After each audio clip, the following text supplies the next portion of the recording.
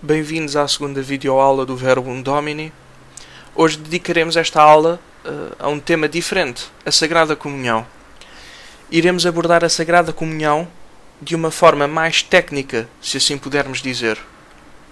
Antes de mais, no entanto, gostaria de introduzir o tema.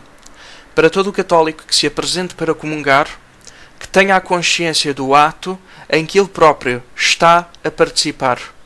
Não deve ser de ânimo leve que vamos comungar.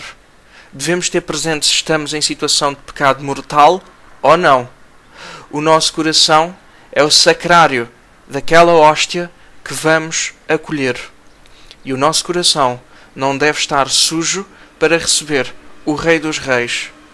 Para isto, é aconselhável uma confissão frequente e um exame de consciência honesto e com propósitos de arrependimento e mudança verdadeiros. Este processo, aliado à Sagrada Comunhão, irá certamente ajudar o católico no seu dia-a-dia.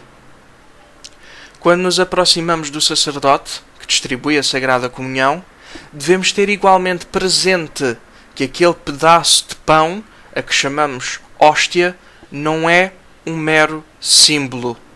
É o corpo presente, vivo e verdadeiro de Jesus Cristo. Se tivermos plena consciência disto, a nossa resposta, ou melhor, os nossos gestos e assim o nosso coração, estará em verdadeira consonância com a nossa consciência. Quero com isto dizer que há uma determinada postura a respeitar quando nos aproximamos de Nosso Senhor. E era aqui que eu gostaria precisamente de chegar. Para comungar, há 3 normas básicas que indicam a forma como o católico deve comungar. Antes de continuarmos, é de sublinhar que há casos excepcionais, como pessoas que estejam doentes e que recebam a comunhão, por exemplo, numa cadeira de rodas ou até mesmo acamadas. Mas voltemos às 3 normas básicas que referi anteriormente e que deveriam estar em relação com aquilo que sentimos e acreditamos quando vamos comungar. Quando nos aproximamos do sacerdote, há a possibilidade de comungar de joelhos ou em pé. De joelhos, algumas igrejas dispõem de genufletórios para o efeito. Outras não, e não é por isso que se deve impedir a comunhão ao cristão que assim deseja comungar. Na comunhão de joelhos, não é necessário ao cristão fazer qualquer ato de reverência, por exemplo, uma genuflexão ou uma reverência antes de comungar. Finalmente, quando se comunga de joelhos, não se deve apresentar as mãos para tomar a hóstia nas mãos. Quando se comunga de joelhos, é pura e simplesmente para se comungar na língua.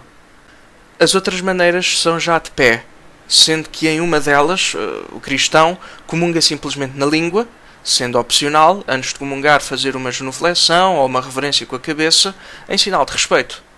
A segunda forma é na mão, e nesta forma o cristão deve aproximar-se com as mãos a demonstrar claramente essa intenção, para não atrapalhar o sacerdote ou o acólito, e deve vir com a mão direita por baixo da mão esquerda.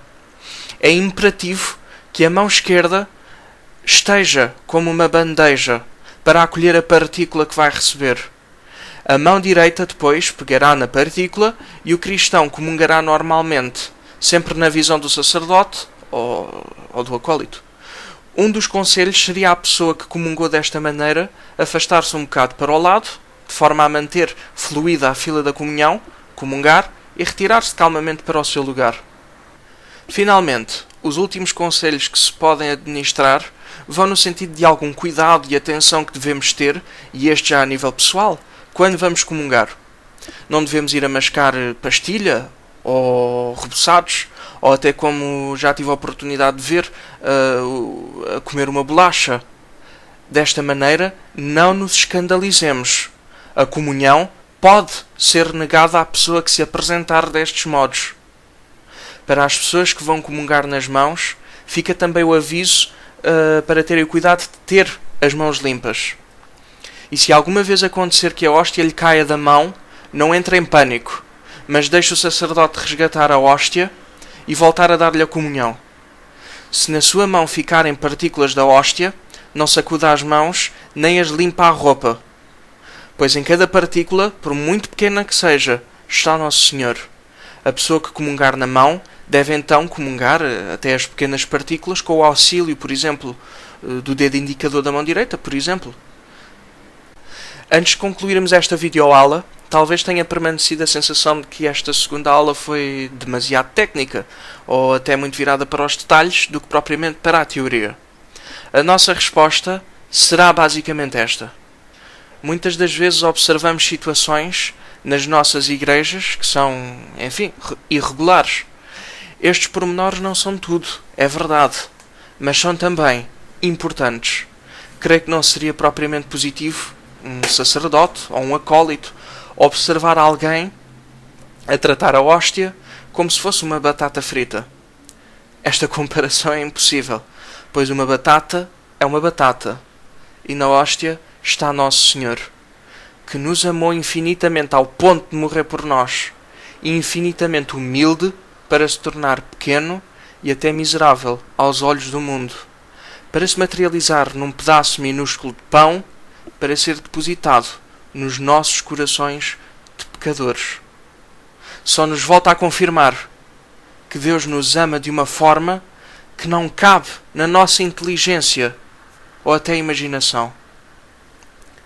Aqui termino e me despeço de todos, desejando-vos um santo domingo e lançando também o aviso para não perderem a videoaula do próximo domingo.